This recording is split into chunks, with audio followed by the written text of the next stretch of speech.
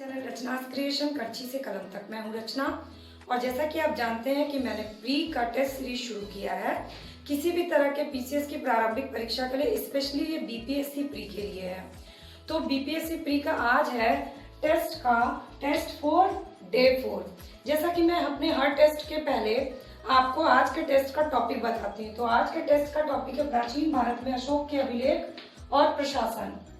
Medieval history में Sher Shah Suri, modern history में क्रांतिकारी आंदोलन कांग्रेस के उसमें, भारत के भूगोल में दक्षिण भारत का पूरा भौतिक भूगोल, नदी पर्वत पहाड़, ज्योग्राफी वर्ल्ड यानी विश्व भूगोल में टॉपिक है भूकंप, अर्थव्यवस्था इकोनॉमिक्स में है बैंक में मुद्रास्फीति से पूछे गए क्वेश्चन, पॉलिटी में लोकसभा स्पेशली लोकसभा अध्यक्ष और लोकसभा के महत्वपूर्ण आर्टिकल्स, विज्ञान या साइंस में बायो का रोग और उसके कारक, उसके टीका की खोज किसने की, इस टाइप के क्वेश्चंस।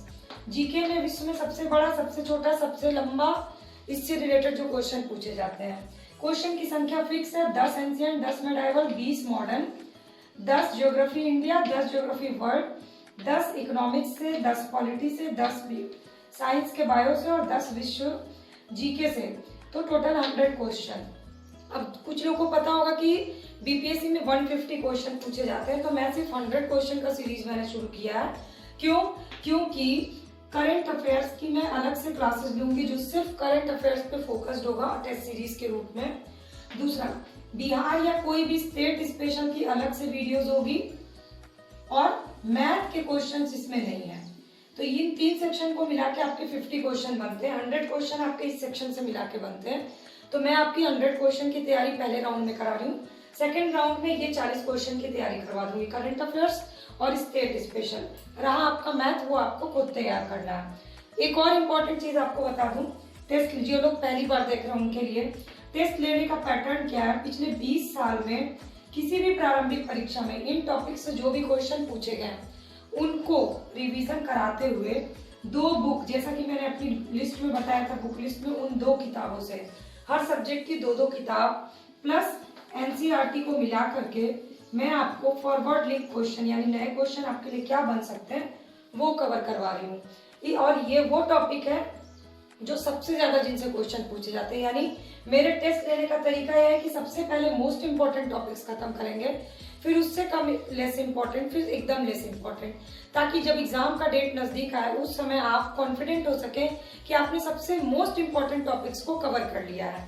तो इसलिए मैं मोस्ट इंपॉर्टेंट टॉपिक्स को पहले कवर कर रही हूँ। टेस्ट के पहले के 3 टेस्ट की सीरीज आप देख सकते हैं, इसकी लिंक मैंने डिस्क्रिप्शन बॉक्स में दी है। सारे टॉपिक्स की अलग अलग क्लास करनी हो तो उसकी भी लिंक मैंने आपको डिस्क्रिप्शन बॉक्स में दी हुई है, और प्री की अलग से पूरी क्लास करनी हो तो उसकी भी लिंक डिस्क्रिप्शन बॉक्स में है। तो जो क्लासेस छूट चुकी है उसको भी अटेंड कर सकते हैं आप, यूट्यूब का यही फायदा है। और बाकी रोज इस वीडियो से कंटिन्यू रहना, वो भी फ्री ऑफ कॉस्ट। तो सब्सक्राइब बटन दिख रहा होगा, उसको क्लिक कर लीजिएगा। और वीडियो देखने के बाद अगर अच्छी लगेगी तो लाइक जरूर करिएगा, फ्रेंड से शेयर कर लीजिएगा।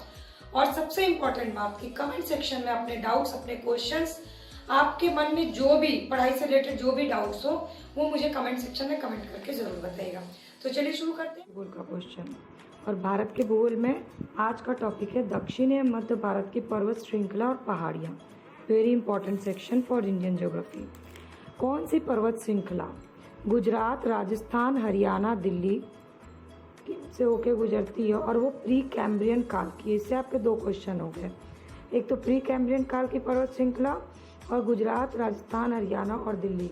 तो इसका आंसर है अरावली। दूसरा, विश्व की सबसे प्राचीन पर्वत श्रृंखला कौन सी है? तो विश्व की सबसे, भारत की ही नहीं बल्कि विश्व की सबसे प्राचीन पर्वत श्रृंखलाओं में से एक है अरावली। तीसरा, अरावली की सर्वोच्च चोटी कौन सी है? 4 ऑप्शन आपको दिए जाएंगे, वो तो आपको याद होना चाहिए कि अरावली की जो है वो सर्वोच्च चोटी है गुरु शिखर।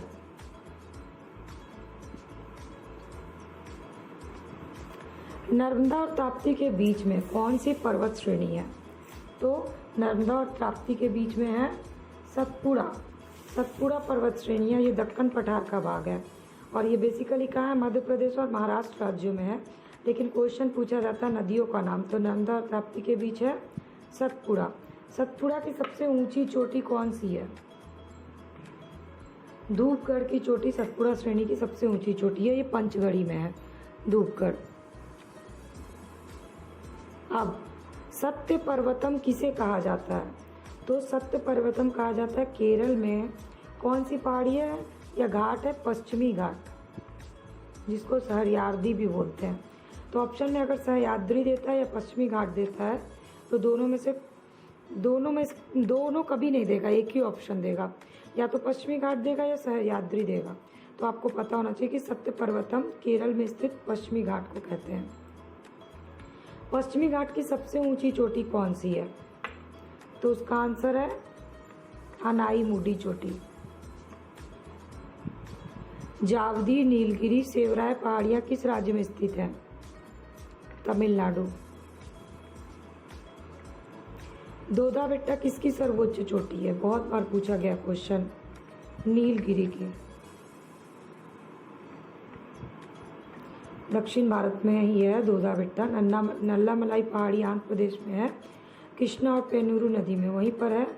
जावदी पहाड़ी तमिलनाडु में, और नीलगिरी पहाड़ी पूर्वी और पश्चिमी घाट का सम्मिलन स्थल कहा जाता है। क्वेश्चन बहुत बार पूछा गया है कि पूर्वी और पश्चिमी घाट का सम्मिलन स्थल किसे कहा जाता है? तो उसका आंसर है नीलगिरी। और आगे का क्वेश्चन आपके लिए क्या है कि दोदा बेट्टा किसकी सर्वोच्च चोटी है? तो नीलगिरी की। किस श्रेणी का विस्तार केवल महाराष्ट्र में है? मतलब केवल महाराष्ट्र राज्य में कौन सी श्रेणी है? वैसे तो महाराष्ट्र में बालाघाट है, हरिश्चंद्र है, सतमाला पहाड़ी है, पर अगर केवल महाराष्ट्र राज्य में पूछता है तो इसका आंसर होगा अजंता। तो चलिए अब स्पीड में कर ले। कौन सी पर्वत श्रृंखला प्री कैम्ब्रियन काल की है जो गुजरात, राजस्थान, हरियाणा, दिल्ली तक है? अरावली। विश्व की सबसे प्राचीन पर्वत श्रृंखलाओं में से एक कौन सी है? अरावली। अरावली की सर्वोच्च चोटी कौन सी है? गुरु शिखर। नर्मदा ताप्ती के बीच कौन सी पर्वत श्रृंखला है? सतपुड़ा। सतपुड़ा की सबसे ऊंची चोटी कौन है? धूपगढ़। सत्य पर्वतम किसे कहा जाता है? केरल में स्थित पश्चिमी घाट या सहयाद्री को। पश्चिमी घाट की सबसे ऊंची चोटी कौन सी है? अनाईमुडी। जावदी, नीलगिरी, सेवराय ये किस राज्य में है? तमिलनाडु। दोदा बेट्टा किसकी सर्वोच्च चोटी है? नीलगिरी की, जो कि पश्चिमी और पूर्वी घाट का सम्मिलन स्थल है। किस श्रेणी का विस्तार केवल महाराष्ट्र में है? अजंता। अब चलते हैं वर्ल्ड ज्योग्राफी की तरफ। तो वर्ल्ड ज्योग्राफी में आज का टॉपिक है भूकंप। इससे पहले हमने ज्वालामुखी कर लिया, चट्टान कर लिया। तो भूकंपीय तरंग कितने प्रकार के होते हैं? आंसर बताइए इसका, ये क्वेश्चन पूछा जा चुका है। तो भूकंपीय तरंग जो है, दशा के आधार पर भूकंपीय तरंग को 3 भाग में बांटा गया है। प्राथमिक यानी प्रधान तरंग, द्वितीय यानी गौण तरंग, और धरातलीय तरंग यानी 3 तरंग हो गए। भूकंप तीव्रता किस ऊर्जा का सूचक होती है? मतलब भूकंप की तीव्रता जब होती है तो कौन सी ऊर्जा होती है? तो इसका आंसर है विमुक्त ऊर्जा, एनर्जी रिलीज्ड। भूकंप की तीव्रता का मापन किस किस स्केल पे किया जाता है? ये बहुत बारी क्वेश्चन पूछा गया है। तो रिक्टर स्केल तो हर किसी को याद है, एक और है उसको भी याद कर लीजिए, मर्केरी स्केल। तो भूकंप तीव्रता का मापन होता है रिक्टर स्केल पे या मर्केरी स्केल पे। रिक्टर तीव्रता पैमाने का आधार क्या है? बहुत इंपॉर्टेंट क्वेश्चन है। मैंने सिर्फ इस टॉपिक के मोस्ट इम्पॉर्टेंट और ज़्यादा बार पूछेगा क्वेश्चन को ही कलेक्ट किया, क्योंकि आप भी एकदम यूनिक क्वेश्चन का कलेक्शन करिएगा तो वो नहीं पूछेगा। बहुत सारे स्टूडेंट्स होते हैं जो एकदम बिल्कुल अलग टाइप का क्वेश्चन पे रिसर्च करते हैं। बहुत ही कॉमन बेसिक लॉजिकल क्वेश्चन पूछे जाते हैं प्री के एग्जाम में। रिक्टर तीव्रता पैमाने का आधार क्या होता है?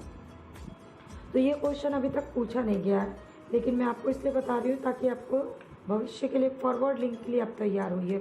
तो इसका आंसर है लघु गणनीय। तो रिक्टर तीव्रता के पैमाने का आधार होता है लघु गणकीय पैमाना। सिस्मोमीटर किस चीज से संबंधित है? यह है भूकंप तरंग की तीव्रता से। इसके बाद प्रशांत महासागर के बारे में अक्सर क्वेश्चन पूछा जाता है कि प्रशांत महासागर क्षेत्र में प्रायः प्रभावित क्षेत्र किन किन चीज़ों से प्रभावित है? भूकंप और ज्वालामुखी, ये पूछा गया क्वेश्चन। और अगला आपसे पूछा जाएगा उस क्षेत्र को क्या कहते हैं, ये भी पूछा जा चुका है, रिंग ऑफ फायर। अब इस क्वेश्चन को पलट के पूछा जा सकता है, रिंग ऑफ फायर क्षेत्र कहाँ है? लोकेशन तो उसका आंसर होगा प्रशांत महासागर। भूकंप के समय की तरंग से रिलेटेड क्वेश्चन। तो क्वेश्चन क्या है, भूकंप के समय किन तरंगों का उद्भव होता है? तो भूकंप के दौरान 3 तरंग की भूकंप की तरंग होती है, पी, एस और एल तरंग, उसको बोलते हैं पी, एस, एल। सुनामी शब्द किस भाषा का शब्द है? बहुत सारे लोगों को इसका आंसर पता होगा, और जो लोग नई तैयारी कर रहे हैं उनके लिए मैं ये बता दूं कि ये जापानी भाषा से संबंधित है। TSU, सु इसका अर्थ है बंदरगाह, और नामी का अर्थ है तरंग या वेव। भारतीय उपमहाद्वीप क्षेत्र से रिलेटेड क्वेश्चन है कि भारतीय उपमहाद्वीप का उत्तर पश्चिम प्रदेश भूकंप जोन माना जाता है, इसका कारण क्या है? तो इसका कारण है प्लेट टेक्टोनिक, ठीक है, प्लेटों का टकराना। जापान के किस शहर में सुनामी आया था? हालांकि ये उस साल के लिए इम्पोर्टेंट था, यानी 2011 के लिए, जब जापान में भूकंप के बाद सुनामी और परमाणु रिएक्टर नाभिकीय विकिरण हुआ था, लेकिन तब भी आप इसको याद कर लीजिए कि इसका आंसर है फुकुशिमा। चलिए फटाफट से रिवीजन कर लेते हैं। भूकंपीय तरंग के कितने प्रकार हैं? 3। भूकंपीय तीव्रता की ऊर्जा की सूचक है विमुक्त ऊर्जा। भूकंप तीव्रता का मापन होता है रिक्टर या मर्केली। रिक्टर तीव्रता के पैमाने का आधार है लघु गणकीय। सिस्मोमीटर किससे संबंधित है? भूकंप तरंग तीव्रता से। प्रशांत महासागर भूकंप ज्वालामुखी क्षेत्र से संबंधित क्षेत्र है, रिंग ऑफ फायर। भूकंप के समय कौन सी तरंग होती है? PSL। सुनामी शब्द किस भाषा का है? जापानी। भारतीय उपमहाद्वीप क्षेत्र में प्लेट जो भूकंप क्षेत्र है उसका कारण प्लेट टेक्टोनिक। जापान किस शहर में सुनामी आया था? फुकुशिमा। तो अब करते हैं इकोनॉमिक्स का क्वेश्चन, और इकोनॉमिक्स के क्वेश्चन का टॉपिक है आज मुद्रा बैंकिंग, जो कि बहुत ही वास्ट टॉपिक, और पिछले 4 टेस्ट से हम इसी टॉपिक को अच्छे से कवर करने में लगे हुए हैं, ताकि इसका कोई भी क्वेश्चन गलत ना हो, क्योंकि इससे काफ़ी क्वेश्चन पूछे जाते हैं। चलिए, तो पहले भारत में सिक्कों की ढलाई, इससे क्वेश्चन है, भारत में सिक्कों की ढलाई होती है, कहाँ कहाँ होती है? मुंबई, कोलकाता, हैदराबाद। मुद्रा प्रसार का श्रेष्ठ तरीका किसे कहा जा सकता है? तो ये होता है उसकी मुद्रा की ऊंची कीमत। मतलब मुद्रा प्रसार का मतलब होता है अर्थव्यवस्था में मुद्रा की मात्रा जब बढ़ने लगती है, और मुद्रा प्रसार के कारण मुद्रा की क्रय शक्ति, खरीदार करने की शक्ति गिर जाती है, यानी मुद्रा की निश्चित मात्रा से पहले की अपेक्षा अब लोग कम वस्तु और सेवा को खरीदते हैं। जैसे कि अभी के टाइम में अगर लोगों को पैसा नहीं मिलेगा तो बाजार में क्रय शक्ति कैसे बढ़ेगी? इसीलिए मुद्रा प्रसार का श्रेष्ठ तरीका है होता है जब ऊंची कीमतें होती है। भारत में कागजी मुद्रा से क्वेश्चन, प्रथम बार कब शुरू किया गया भारत में कागजी मुद्रा? 1862 में। आज एक और क्वेश्चन पूछ सकता है, तो इसलिए बता दूं, सर्वप्रथम bank of Hindustan, general bank of Bengal and Bihar के द्वारा की गई थी वॉरेन हेस्टिंग्स के समय में 1862 में। काली मुद्रा क्या है? काली मुद्रा होती है गंदी या खराब मुद्रा। मतलब काली मुद्रा से तात्पर्य ऐसी मुद्रा से जिस पर आय कर नहीं दिया गया हो। तो आपको ऑप्शन अगर दिया जाएगा आय कर ना दी जाने वाली मुद्रा, तो आप वही लगाइएगा, नहीं तो ज़्यादातर ऑप्शन में ये रहता है कि अवैध आय है जिस पर आयकर नहीं दिया जाता। कौन सी मुद्रा को कृत्रिम मुद्रा समझा जाता है? तो इसका आंसर है SDR, जिसके बारे में मैंने पिछले टेस्ट में बताया था। ऐसी मुद्रा जो चलन में नहीं होती है, केवल लेखांकन उद्देश्य के लिए काम में लाई जाती है, यानी स्पेशल ड्राइंग राइट्स, SDR, इसको बोला जाता है कृत्रिम मुद्रा। अब देश और उसकी मुद्रा से हर साल क्वेश्चन पूछते हैं, लेकिन इसके बारे में मैंने आप लोग को बताया हुआ है कि जो देश करंट अफेयर्स में चर्चा में होते हैं उन्हीं से क्वेश्चन पूछा जाता है। तो ये देश चर्चा में है, इसलिए मैं आपको इनका क्वेश्चन बता देती हूँ। तो सबसे पहले भूटान की मुद्रा कौन सी है? मैं इधर लिखती जाऊंगी। भूटान की मुद्रा है न्यूड्रम। इसके बाद है मलेशिया की मुद्रा है रिंगिट। मालदीव की मुद्रा है रूफिया। सेशल्स की मुद्रा है रुपया। बांग्लादेश की मुद्रा का नाम है टका। इसके बाद थाईलैंड की मुद्रा का नाम है वहत। चीन की मुद्रा का नाम है युआन। जापान की मुद्रा का नाम है येन। और ऑस्ट्रिया की मुद्रा का नाम है शिलिंग। और यूएई की मुद्रा का नाम है दिनार। अब मुद्रास्फीति का कारण क्या होता है इनमें से, आपको ऑप्शन दिया जाएगा। तो आंसर होगा इसका, वस्तुओं का मूल्य बढ़ता है और मुद्रा का मूल्य गिरता है, तो इसको बोलते हैं बढ़ना वस्तु का और गिरना मुद्रा का, तो इसको बोलते हैं मुद्रास्फीति का कारण। मुद्रास्फीति का लाभ सबसे ज़्यादा किसको मिलता है, तो जो ऋणी होता है ना उसको मिलता है, क्योंकि मुद्रा का मूल्य गिर जाता है। मुद्रास्फीति दर का मापन क्या है, किस आधार पर होता है मुद्रास्फीति दर का मापन, तो उपभोक्ता मूल्य सूचकांक, थोक मूल्य सूचकांक, श्रमिकों का जीवन निर्वाह, तीनों ही आधार पर मुद्रास्फीति की माप होती है। इसलिए आगे वाला क्वेश्चन और इम्पोर्टेंट है कि भारत में मुद्रास्फीति के मापन का सबसे प्रचलित मापन कौन सा है, तो ये है थोक मूल्य सूचकांक। ठीक है, चलिए अब फास्ट में कर लेते हैं। भारत में सिक्कों की ढलाई कहाँ कहाँ होती है, मुंबई, कोलकाता, हैदराबाद। मुद्रा प्रसार का श्रेष्ठ तरीका क्या है जब होता है, तो ऊंची कीमत। भारत में कागजी मुद्रा कब शुरू हुई, 1862। काली मुद्रा किसे कहते हैं, जिसपे आयकर नहीं दी जाती है। कौन सी मुद्रा को कृत्रिम मुद्रा कहते हैं, SDR को।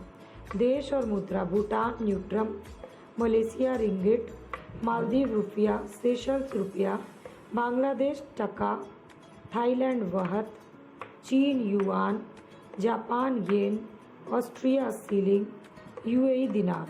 मुद्रास्फीति का कारक क्या होता है, वस्तु का दाम बढ़ना और मुद्रा का दाम घटना। मुद्रास्फीति का लाभ सबसे पहला किसको होता है ज़्यादा, जो ऋणी होता है।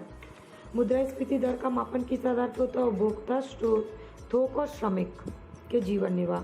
पर सबसे प्रचलित मापन कौन सी मानी जाती है, थोक मूल्य सूचकांक। अब हम करेंगे पॉलिटी का क्वेश्चन। अब अभी तक आपने इस वीडियो को देखा है तो प्लीज़ लाइक बटन को प्रेस करिए, इसको अपने फ्रेंड से शेयर करिए, कमेंट करके अपने डाउट, अपने क्वेश्चन, अपने रिव्यूज़ की आपको ये टेस्ट सीरीज़ कैसी लग रही है वो बताइए, ताकि मैं आपके एप्रिसिएशन से इस टेस्ट सीरीज़ को और अच्छा बना सकूं।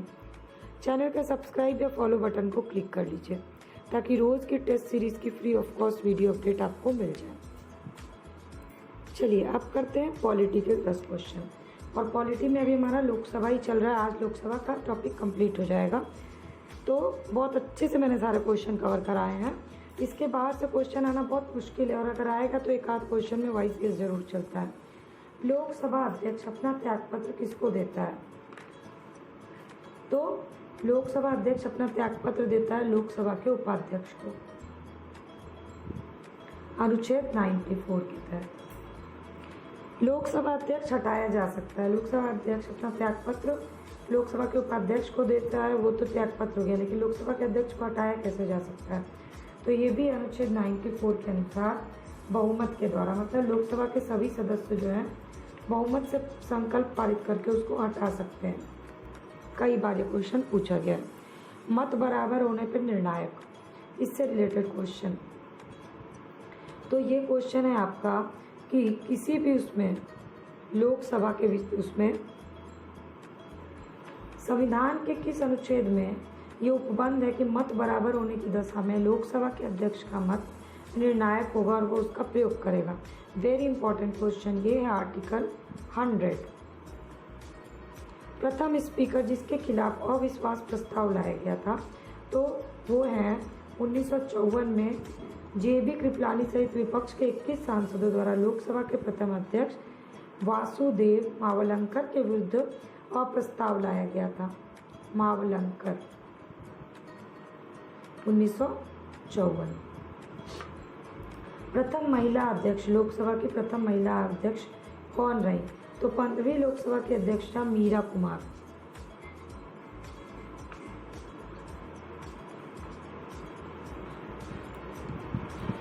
प्रथम जनजातीय कौन रहे लोकसभा के प्रथम अध्यक्ष जो जनजातीय थे? तो जनजातीय लोकसभा अध्यक्ष रहे हैं पीए संगमा 1995। लोकसभा का सचिवालय नियंत्रण, मतलब लोकसभा सचिवालय प्रत्यक्ष रूप से किसकी देखरेख में कार्य करता है? लोकसभा अध्यक्ष के देखरेख में। लेकिन लोकसभा का सचिवालय सीधे नियंत्रित होता है कहाँ से? तो लोकसभा सचिवालय लोकसभा अध्यक्ष के निर्देश और नियंत्रण में कार्य करता है और उसके सचिवालय के कर्मचारी पर सदन के परिसर पे, संसद भवन पे, उसकी संपदा पे सर्वोच्च प्राधिकार होता है। इसलिए अपने इस प्राधिकार का प्रयोग लोकसभा के महासचिव की सहायता से करता है। अनुच्छेद 98। तो आंसर आपका क्या होगा? लोकसभा का अध्यक्ष। विधेयक पे आम बहस का स्तर। लोकसभा में किसी विधेयक पर आम बहस निम्नलिखित में से किस स्तर पे होती है? ये होती है द्वितीय वाचन में।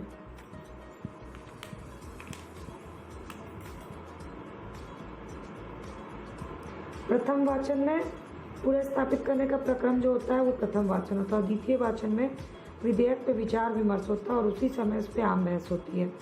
राज्य की एकांतिक शक्ति के अंतर्गत इनमें से कौन आता है? तो इसका आंसर है नई अखिल भारतीय सेवाओं का सृजन।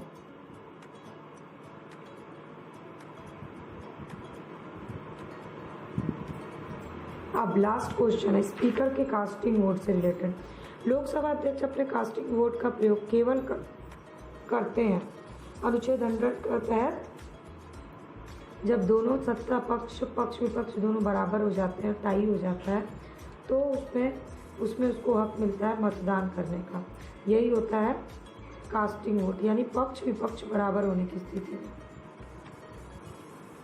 टाई। ठीक है, तो ये हो गए पॉलिटी के 10 क्वेश्चन। हमने 40 क्वेश्चन कर लिए। अब हम लोग 10 क्वेश्चन कर लेते हैं जीके के। चलिए, तो जीके का क्वेश्चन फटाफट से देखते हैं। आज है जीके का टॉपिक विश्व में सबसे बड़ा, छोटा, लंबा, ऊंचा। और ये टॉपिक से क्वेश्चन बहुत बार पूछे जाते हैं, इसलिए हम लोग इसको 2 राउंड में करेंगे, अगले टेस्ट में भी कंटिन्यू रखेंगे। तो विश्व का सबसे बड़ा महाद्वीप कौन सा है? एशिया महाद्वीप। विश्व का सबसे लंबा महासागर, सबसे बड़ा प्रशांत महासागर। विश्व की सबसे लंबी सीमा, तो कनाडा की है सबसे लंबी सीमा। और सर्वाधिक सीमा वाला देश है जो सबसे ज़्यादा देशों की सीमा छूता है, वो है चीन। सबसे बड़ा द्वीप है हमारा ग्रीनलैंड। सबसे बड़ा नदी द्वीप है माजुली, जो कि ब्रह्मपुत्र नदी में है। बहुत इंपॉर्टेंट है ये क्वेश्चन। इसके बाद है सबसे बड़ी नदी अमेज़न। अब इसमें आप कंफ्यूज हो सकते हैं, सबसे बड़ी और सबसे लंबी अलग अलग है। सबसे लंबी नदी है नील नदी और सबसे बड़ी नदी है अमेज़न। सबसे बड़ा डेल्टा है सुंदरवन पश्चिम बंगाल और सबसे बड़ा प्रायद्वीप है अरब प्रायद्वीप। ये 10 क्वेश्चन को प्लीज़ याद कर लीजिएगा, ये बहुत इंपॉर्टेंट क्वेश्चंस हैं जीके के। और जीके वैसे तो बहुत वास्ट टॉपिक है, लेकिन उसमें से सेलेक्टिव मैं इसीलिए बता रही हूँ जो कि आप इंपॉर्टेंट क्वेश्चन याद करिएगा तो एग्जाम में कन्फ्यूज नहीं हो गया।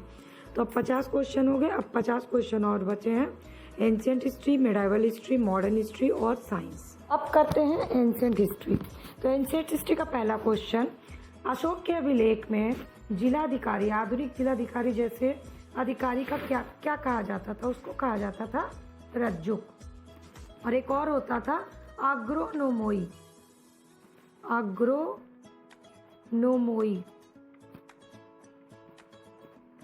दूसरा, अशोक के समय में अशोक के अभिलेख में व्यापारिक काफिलों या कारवा को क्या कहा जाता था? इसका आंसर है सार्थवा। क्वेश्चन पलट के भी पूछ सकता है, सार्थवा किस तरह के अधिकार के, किस चीज से संबंधित है, किस क्षेत्र से? हो सकता है आपको दिया जाए आधुनिक जिलाधिकारी व्यापारिक काफिला, तो आपको याद रहना चाहिए व्यापारिक काफिला। तो कोड बना लीजिए कि सारे लोग साथ चलते थे काफिला में। अशोक ने सर्वप्रथम कहाँ की यात्रा की? वेरी सिंपल क्वेश्चन, पर कई बार पूछा गया है। बोध गया की यात्रा सबसे पहले की थी। जब उसने धर्म यात्राएं शुरू की तो सर्वप्रथम उसने बोध गया की यात्रा की। अशोक की यात्राओं का क्या क्रम है? ये बहुत इंपॉर्टेंट है, तो इसका कोड है GKSS। ठीक है, गया कुशीनगर, लुम्बिनी कपिलवस्तु, सारनाथ श्रावस्ती। GKLKSS गया कुशीनगर, लुम्बिनी, कपिलवस्तु, सारनाथ, श्रावस्ती। इसके बाद कहाँ का धार्मिक कर अशोक ने माफ कर दिया था? तो ये है लुम्बिनी का। उसने यात्रा की, जब 20वें वर्ष पहुंचा लुम्बिनी तो उसने वहाँ का धार्मिक कर माफ कर दिया और भू राजस्व भी 1/6 से घटा के 1/8 कर दिया। इसका कारण क्या था कि लुम्बिनी जो है वो बुद्ध की जन्मभूमि है। अशोक के ब्राह्मी लिपि के अभिलेख कहाँ कहाँ मिले, कौन कौन से हैं? तो कालसी, गिरनार और मेरठ। कलश जो है वो गिर गया मेरठ में जाके। ब्राह्मी लिपि का कलश गिर गया मेरठ जाके। छोटा सा कोड है। अशोक की अभिलेख की भाषा और लिपि, मैक्सिमम अभिलेख की भाषा और लिपि क्या थी? तो अशोक के अभिलेख की ज्यादातर अभिलेखों की भाषा थी प्राकृत और लिपि थी ब्राह्मी। ठीक है। अब अशोक के अभिलेख में द्विभाषीय अभिलेख कहाँ पर मिला है, कौन सा? तो वो है शरेकुना। यूनानी और अरमाइक लिपि में मिला है, द्विभाषीय यूनानी और अरमाइक। तो हमेशा इसका फॉरवर्ड लिंक भी याद रखिए, आगे उससे पूछ सकता है वो 2 भाषा कौन सी है। अभिलेख को, अशोक के अभिलेख को पढ़ने का श्रेय किसको दिया जाता है? बहुत बार पूछा गया है क्वेश्चन, जेम्स प्रिंसेप को दिया जाता है। इसके बाद अशोक के नामोल्लेख होने वाला अभिलेख कौन सा, जहाँ उसका नामोल्लेख है?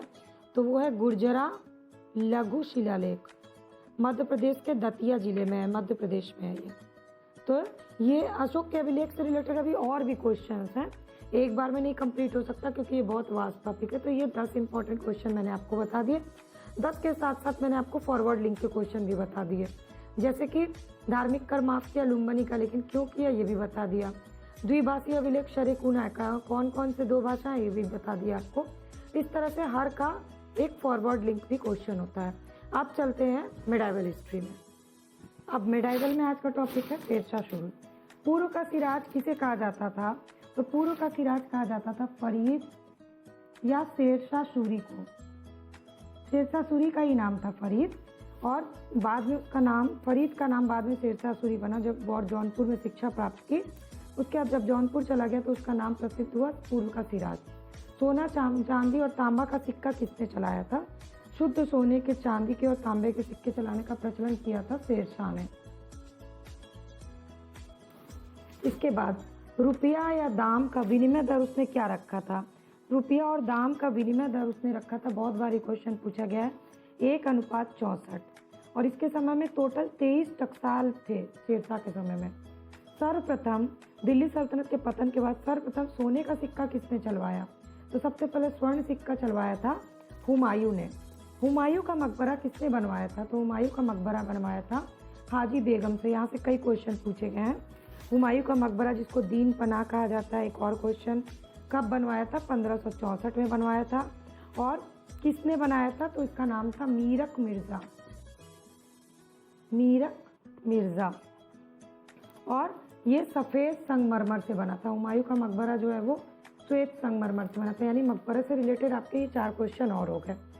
शेरशाह की अंतिम विजय किसे कहा जाता? तो शेरशाह की अंतिम विजय थी कालिंजर की विजय। जब कालिंजर का युद्ध हुआ 1545 में, तो शेरशाह के सैनिक जो है वो गोले फेंकने में बिजी हो गए और बारूद से भरा हुआ एक गोला दुर्ग की दीवार से टकरा के वहाँ गिर गया, जिससे वहाँ आग लग गई और शेरशाह वहाँ से अध जला बाहर निकला और दुर्ग जीत लिया। लेकिन इसलिए कहा जाता है ये शेरशाह की अंतिम विजय हुई। इसी के बाद उसकी मृत्यु हो गई। तो क्वेश्चन ये भी पूछ सकता है कि शेरशाह की मृत्यु किस युद्ध के बाद हुई? तो उसका भी आंसर होगा कालिंजर विजय। एक मुट्ठी बाजरा के चक्कर में मैंने अपना साम्राज्य खो दिया, ये स्टेटमेंट किसने दिया था? ये स्टेटमेंट दिया था शेरशाह सूरी ने। शेरशाह का मकबरा कहाँ है? शेरशाह का मकबरा बिहार के सासाराम में। जिला का नाम है शाहाबाद। ठीक है। किला, कोहना मस्जिद और शेर मंडल की स्थापना किसने करवाई थी? इसकी स्थापना कराई थी शेरशाह ने। पट्टा एवं कबूलियत व्यवस्था किसने शुरू की थी? शुरू की थी शेरशाह ने। ये किसके लिए शुरू की गई थी? ये भी पूछा जा सकता है, कृषकों की मदद करने के लिए। पट्टा क्या था? तो किसानों को सरकार की ओर से पट्टे दिए जाते थे और जिसमें लिखा होता था कि उस वर्ष उन्हें कितना लगान देना है, लगान से रिलेटेड। और कबूलियत क्या था? कि किसान उसको स्वीकार करते थे, उस नियम को। ये थी कबूलियत व्यवस्था। तो इससे भी रिलेटेड और क्वेश्चन मैंने आपको बता दिए। तो ये शेरशाह का टॉपिक आज कंप्लीट हो गया। अब आगे अगला टॉपिक हम लोग करेंगे अकबर। तो मेडाइवल तो हो गया ये। इससे पहले के टॉपिक्स के लिए टेस्ट सीरीज से देख लीजिएगा। अब चलते हैं मॉडर्न हिस्ट्री। तो मॉडर्न हिस्ट्री बहुत वास्ट टॉपिक है, तो मैं एक क्वेश्चन के साथ कई क्वेश्चन आपको बताती जाऊंगी, ठीक है। अभिनव भारत का पूर्व नाम क्या था? तो अभिनव भारत का पूर्व नाम था मित्रमेला। अभिनव भारत की स्थापना किसने की थी? वीडी सावरकर ने की थी। अभिनव भारत की स्थापना कब हुई थी? 1899 ईस्वी में, और उसके बाद 1899 मित्रमेला था और 1904 में ये अभिनव भारत बन गया। अभिनव भारत का मुख्यालय कहाँ था? महाराष्ट्र में, ठीक है। ये हो गया अभिनव भारत से रिलेटेड। बाघा जतिन किसे कहा जाता था? बाघा जतिन कहा जाता था जतीन्द्र नाथ मुखर्जी को। ये कहाँ के क्रांतिकारी थे? बाघा जतिन थे बंगाल के क्रांतिकारी, और बाघा जतिन के नाम से फेमस हुए। अनुशीलन समिति की स्थापना किसने की थी? प्रथम मित्रा यानी पी मित्रा ने, और पुलीन दास ने यानी पीपी ने की थी अनुशीलन समिति की स्थापना। इसके बाद 1907 में इसे कलकत्ता में इसका पुनर्गठन किया गया, जिसमें वारिंद्र घोष और भूपेंद्र नाथ दत्त भी जुड़ गए। इसके बाद रैंड और आयस्ट की हत्या से रिलेटेड क्वेश्चन, किसने की थी रैंड और आयस्ट की हत्या? तो चापेकर बंधु ने की थी। रैंड आयस्ट कौन थे? पूना के प्लेट कमेटी के अध्यक्ष थे, और इसमें से इस हत्या के आरोप में किसको फांसी दी गई थी? दामोदर हरि चापेकर को फांसी दे दी गई थी। कब हुआ था रैंड आयस्ट का हत्याकांड? 1897 में, ठीक है। जैक्सन हत्याकांड, चलते हैं। जैक्सन हत्याकांड में जुड़े थे कन्हारे, कृष्ण गोपाल कर्वे और विनायक देशपांडे। जैक्सन की हत्या इन्होंने कर दी थी, और विनायक देशपांडे को कन्हारे और कृष्ण गोपाल कर्वे को गिरफ्तार करके फांसी दे दी गई थी। 1909 में हुआ था जैक्सन हत्याकांड। ये थे मजिस्ट्रेट से जैक्सन, ठीक है, नासिक जिला के मजिस्ट्रेट से जैक्सन। इसके बाद आते हैं किंग्सफोर्ड कांड में। अब ये किंग्सफोर्ड कांड कहाँ हुआ था? किंग्सफोर्ड कांड हुआ था 1908 में, बिहार में, मुजफ्फरपुर में। किसने किया था? खुदीराम बोस और प्रफुल्ल चाकी ने किंग्सफोर्ड पे बम फेंका था, पर किंग्सफोर्ड बच गया और उसको किसी रास्ते मतलब उसकी पत्नी की और पुत्री की डेथ हो गई, और प्रफुल्ल चाकी ने पुलिस से बचने के लिए आत्महत्या कर ली थी, इसलिए ये इम्पोर्टेंट है। और खुदीराम बोस को फांसी दे दी गई थी। इसके बाद चलते हैं अलीपुर षड्यंत्र केस। ये भी हुआ था 1908 में। अरविंद घोष और उसके भाई बारिंद्र घोष सहित 34 लोग गिरफ्तार हुए थे। क्यों? क्योंकि अवैध हथियार से रखने के आरोप में, और 15 लोगों को सजा हो गई थी। ये है अलीपुर षड्यंत्र केस, 1908 में हुआ था। एचआरए की स्थापना कब हुई थी? हिंदुस्तान रिपब्लिकन एसोसिएशन की स्थापना कब हुई थी? 1924 में। कानपुर में एक सम्मेलन बुलाया गया था और यहीं पर इसकी स्थापना हुई, और संस्थापक थे सचिंद्र सान्याल, राम प्रसाद बिस्मिल, जोगेश चंद चटर्जी और चंद्रशेखर आजाद। 4 लोग इसके संस्थापक थे। फिर आते हैं काकोरी कांड। काकोरी कांड जो एक पैसेंजर ट्रेन में हुए थे, क्रांतिकारियों ने किया था। 8 down Saharanpur Lucknow passenger train में डकैती की गई थी काकोरी कांड में, और 1925 में हुआ था। इसमें राम प्रसाद बिस्मिल, असफाउल्ला खान, रोशन लाल और राजेंद्र लाहिड़ी को 4 लोगों को इसमें भी फांसी दी गई थी, और चंद्रशेखर आजाद फरार हो गए थे। इसके बाद एचएसआरए। एचएसआरए का गठन कब हुआ? 1928 में। हिंदुस्तान सोशलिस्ट रिपब्लिक एसोसिएशन की स्थापना 1928 में दिल्ली में हुई थी, फिरोज शाह कोटला मैदान में। अब चलिए आगे चलते हैं। अब मॉडर्न हिस्ट्री का आगे का क्वेश्चन, विधानसभा में बम, इससे क्वेश्चन पूछे जाते हैं। तो सबसे पहले देख लेते हैं। तो हमने एचएसआरए तक कर लिया। तो भगत सिंह और बटुकेश्वर दत्त ने किसने फेंका था विधानसभा में बम? बटुकेश्वर दत्त और भगत सिंह ने फेंका था। कब फेंका था? 1929 को केंद्रीय विधानसभा में बम फेंका, और दोनों को गिरफ्तार करके असेंबली बम कांड के अंतर्गत मुकदमा चलाया गया, और इन पे मुकदमा चलने के बाद भगत सिंह, राजगुरु और सुखदेव को फांसी दे दी गई। भगत सिंह को फांसी दी गई कब? 23 मार्च 1931 को। और भगत सिंह का अंतिम संस्कार कहाँ किया गया? तो अंतिम संस्कार किया गया था फिरोजपुर में। इंकलाब जिंदाबाद का नारा किसने दिया था सबसे पहले? भगत सिंह ने दिया था। चटगांव शस्त्रागार धावे को या मास्टर दा के नाम से कौन प्रसिद्ध हुए? तो मास्टर दा या सतगांव चटगांव से के नाम से फेमस थे, चटगांव शस्त्रागार के नाम से सूर्यसेन। और इंकलाब जिंदाबाद के नारे को आगे चल के फेमस किया था सूर्यसेन ने ही। इसके बाद IRA की स्थापना किसने की? इंडियन रिपब्लिक आर्मी की स्थापना की थी सूर्यसेन ने बंगाल में। सूर्यसेन को फांसी कब दे दी गई? तो 18 अप्रैल 1930 को सूर्यसेन ने अंग्रेजों के विरुद्ध युद्ध की घोषणा की और इसके बाद उनको गिरफ्तार कर लिया गया। और 16 फरवरी 1933 को जब उनको गिरफ्तार किया गया, उसके बाद 12 जनवरी को 1934 को उनको फांसी दे दी गई। इसके बाद लाहौर षड्यंत्र केस के तहत किसको गिरफ्तार किया गया था, जिसको राजनीतिक बंदी का दर्जा दिया गया था? तो ये थे जतिन दास। इन्होंने भूख हड़ताल की थी, 64 दिन की भूख हड़ताल के बाद इनकी मृत्यु हो गई थी और इन्हीं को राजनीतिक बंदी का दर्जा दिया गया था। निष्क्रिय विद्रोह का सिद्धांत, विरोध का सिद्धांत का प्रतिपादन किसने किया था? अरविंद घोष ने किया था अपनी पुस्तक वंदे मातरम में। फॉरवर्ड ब्लॉक की स्थापना किसने की थी? सुभाष चंद्र बोस ने की थी। सुभाष चंद्र बोस कांग्रेस के अध्यक्ष पद का त्याग करके 1939 में फॉरवर्ड ब्लॉक की स्थापना की थी। जिलाधिकारी की गोली मारकर हत्या किन 2 महिलाओं ने की थी? तो ये है शांति घोष और सुनिधि चौधरी। सुनीति चौधरी, ये दोनों स्कूल की छात्राएं थी। इन्होंने जिलाधिकारी की गोली मार के हत्या कर दी थी। और एक और इम्पोर्टेंट क्वेश्चन है, आलोचना और स्वतंत्र चिंतन एक क्रांतिकारी की 2 विशेषता है। ये स्टेटमेंट किसका था? ये स्टेटमेंट था भगत सिंह का। ठीक है, तो ये हो गया मॉडर्न हिस्ट्री में क्रांतिकारी आंदोलन से रिलेटेड इंपॉर्टेंट क्वेश्चन के साथ साथ कुछ और भी चीज़ें मैंने आपको इसीलिए बता दी है। अब लास्ट हमारा बचा साइंस का क्वेश्चन। तो अभी तक आपने इस वीडियो को देखा है तो प्लीज़ लाइक बटन को प्रेस करिए, अपने फ्रेंड्स से इस वीडियो को शेयर करिए। टेस्ट सीरीज़ की और भी वीडियोस देखनी है या क्लासेस की वीडियो देखनी है तो डिस्क्रिप्शन बॉक्स में प्लेलिस्ट दी हुई है, उस पर क्लिक करिए। कमेंट सेक्शन में कमेंट करके अपने डाउट, अपने क्वेश्चन और वीडियो कैसी लगी ये बताइए। और रोज़ की क्लास से video update free of cost चाहिए तो चैनल के सब्सक्राइब या फॉलो बटन को क्लिक कर लीजिए। चलिए अब फटाफट से हम लोग कर लेते हैं साइंस के क्वेश्चन। साइंस का क्वेश्चन है सबसे पहले एलिसा, ELISA, एलिसा। एलिसा ये किस चीज वायरस की जांच करने की एक प्रणाली है? HIV वायरस यानी एड्स के वायरस की जांच करने की एक प्रणाली है एलिसा। CD4 काउंट किस चीज के लिए जांच किया जाता है? रोग प्रतिरोधक क्षमता जांचने के लिए CD4 काउंट का परीक्षण होता है। इंटरफेरॉन किस तरह के शरीर की कोशिकाओं को प्रभावित करने पे इंटरफेरॉन नामक प्रोटीन बनता है? अगर शरीर में विषाणु या वायरस प्रभावित करता है तो इंटरफेरॉन नामक प्रोटीन बनता है। ठीक है, इसके बाद ART, आर्ट क्या है, किस चीज से संबंधित है? तो ये है आर्ट जो है एंट्रियोवायरस थेरेपी है HIV पॉजिटिव लोगों के लिए, जो 2004 से शुरू की गई। पोलियो वैक्सीन की खोज किसने की थी? तो जोनास सॉल्क और अल्बर्ट सॉबिन। सॉल्क एंड सॉबिन थे पोलियो वैक्सीन की खोज करने वाले।